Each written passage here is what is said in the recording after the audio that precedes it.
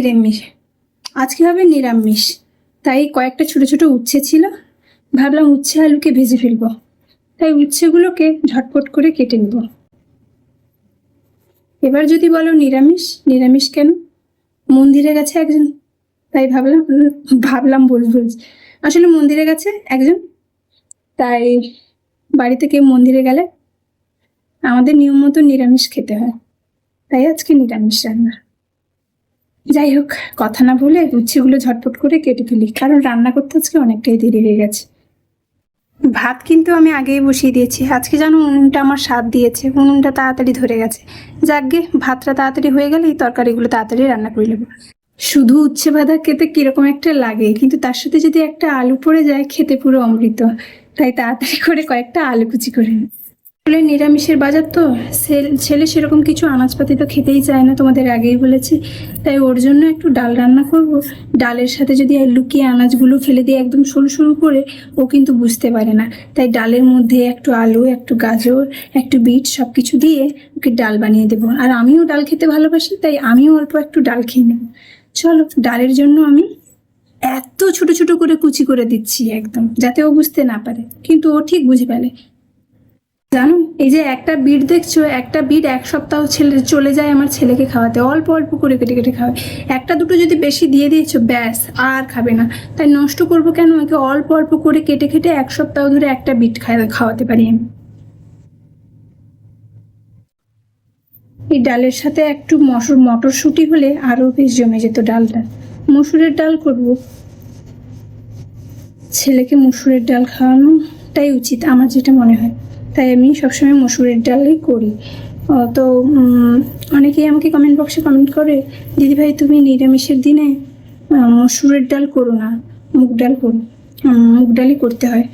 তো যেটা হয় আমি কিনা জানি না, কারণ আমি যেহেতু ছেলেকে খাওয়াবো, আমাকে ছেলের দিকটা ভেবেই করতে হয়, তাই আমি মসুরের ডালই করি। আজকে যেই চালতাটা দেখতে পাচ্ছ, এই চালতাটার চচ্চড়ি করবো। নিরামিষের চালতার চচ্চড়ি কিন্তু দারুণ হয়। চলো, বেশি দেরি না করে চালতাটাকে ঝটপট করে কেটে দিই।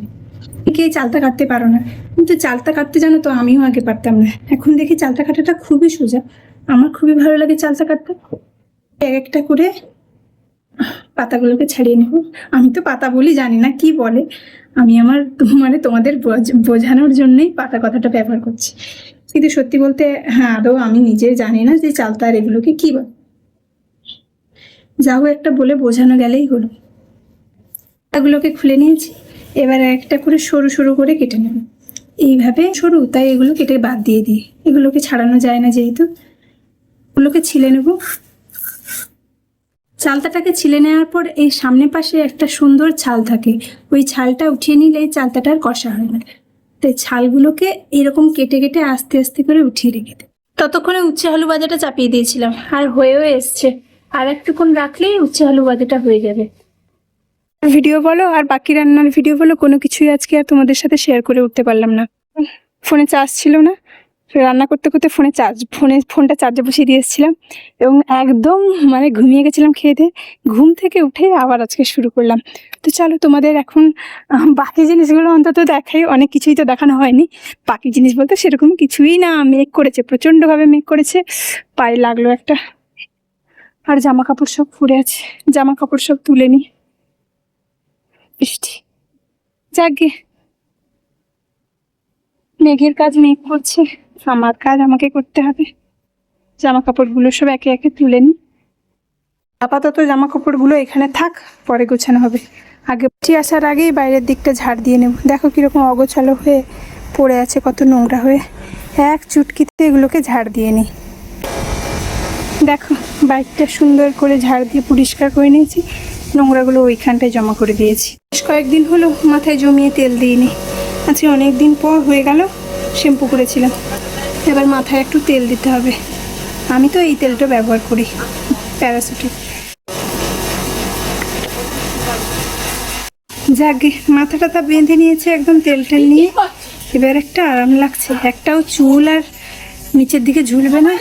ঘাড়টার সব একদম, ঘাড়ের টালে চুল ঝুলে থাকলে এত অশান্তি লাগে গরমকালে। এখন আমার মাথাটা অনেকটাই পরিষ্কার, ব্যাস এবার শান্তি। আজকের ভিডিওটাই পর্যন্ত। কেমন লাগলো জানিও, যদি ভালো লাগে পাশে থেকো। আর হ্যাঁ, ভালো থেকো, সুস্থ থেকো, সবাইকে ভালো রেখো। টাটা।